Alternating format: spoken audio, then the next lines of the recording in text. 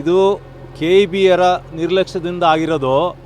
ಇದಕ್ಕೆ ನಮ್ಮೇನು ಫಾರೆಸ್ಟ್ ಡಿಪಾರ್ಟ್ಮೆಂಟರಿಗೇನು ಇದಕ್ಕೆ ಅಂದರೆ ಅವರಿಂದ ಸಮಸ್ಯೆ ಅಲ್ಲ. ಇದು KEBರು ಬೇಸಿಗೆಯಲ್ಲಿ ಲೈನ್ ಕಡಿಬೇಕು. ನೋಡಿ, ಇಲ್ಲಿ ಒಂದು ಲೈನ್ ಕಡ್ದಿಲ್ಲ.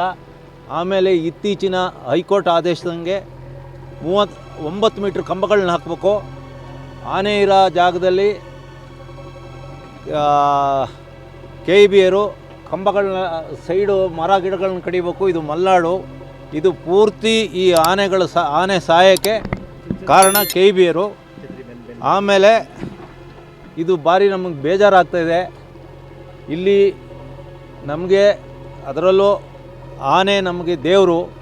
ಇಲ್ಲಿ ಬಂದರೆಲ್ಲ ಇಲ್ಲಿ ಹಳ್ಳಿ ನಮ್ಮ ಸ್ತ್ರೀಯರೆಲ್ಲ ಕಣ್ಣೀರು ಹಾಕ್ಯಂಡು ಹೋದರು. ಅದರಲ್ಲದೆ ತಾಯಿ ಮರಿ ಸತ್ತು ಹೋಗಿರೋದು.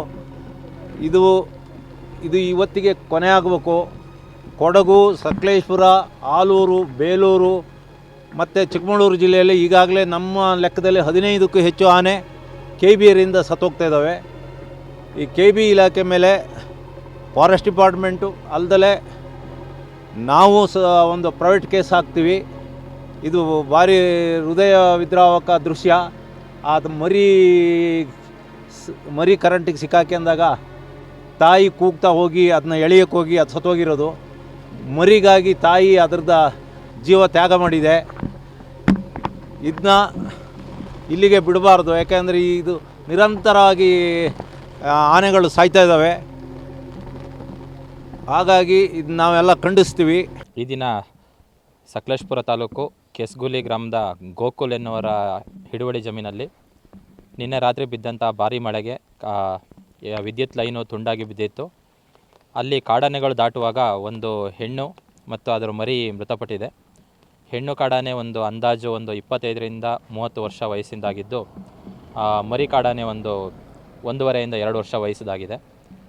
ಈ ಬಗ್ಗೆ ಸಕಲೇಶಪುರ ವಲಯದಲ್ಲಿ ನಿಯಮಾನುಸಾರ ಪ್ರಕರಣ ದಾಖಲಿಸಿಕೊಳ್ಳಲಾಗಿದೆ. ಮುಂದಿನ ದಿನಗಳಲ್ಲಿ ಸಕಲೇಶಪುರ ಭಾಗದಲ್ಲಿ ಹೆಚ್ಚಿನ ಮಳೆಯಾಗೋದ್ರಿಂದ ಈ ರೀತಿ ವಿದ್ಯುತ್ ತಂತಿಗಳು ಬೀಳದಂತೆ ಕ್ರಮವಹಿಸಲು ವಿದ್ಯುತ್ ಇಲಾಖೆಗೆ ಸೂಚಿಸಲಾಗಿದೆ.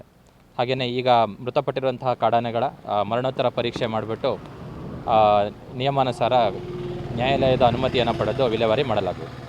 ಇನ್ಸಿಡೆಂಟ್ ಹೇಗಾಗಬೇಕು? ತಂತಿ ಕೆಳಗಡೆ ಬಿದ್ದಿರ್ಬೋದು. ನಿನ್ನೆ ರಾತ್ರಿ ಈ ಸಕಲೇಶಪುರ ಭಾಗದಲ್ಲಿ ಹೆಚ್ಚಿನ ಮಳೆಯಾಗ್ತಾ ಇದೆ. ಗಾಳಿ ಬೀಸಿರೋದ್ರಿಂದ ನಾವು ವಿದ್ಯುತ್ ಇಲಾಖೆಯವ್ರ ಜೊತೆ ಚರ್ಚೆ ಮಾಡಿದಾಗೆ ಗಾಳಿ ಬೀಸಿರೋದ್ರಿಂದ 2 ತಂತಿ ತಾಗ್ಬಿಟ್ಟು ತಂತಿ ಕಟ್ಟಾಗಿ ಕೆಳಗಡೆ ನೆಲದ ಮೇಲೆ ಬಿದ್ದಿದೆ ರಸ್ತೆಗೆ. ಕಾಡಾನೆಗಳು ಒಂದು ಭಾಗದಿಂದ ಇನ್ನೊಂದು ಭಾಗಕ್ಕೆ ರಸ್ತೆ ಕ್ರಾಸ್ ಮಾಡುವಾಗ ಕಾಲಲ್ಲಿ ತುಳಿದಿದ್ದು ಆ ಸ್ಥಳದಲ್ಲೇ ಕಾಡಾನೆಗಳು ಮೃತಪಟ್ಟಿದೆ.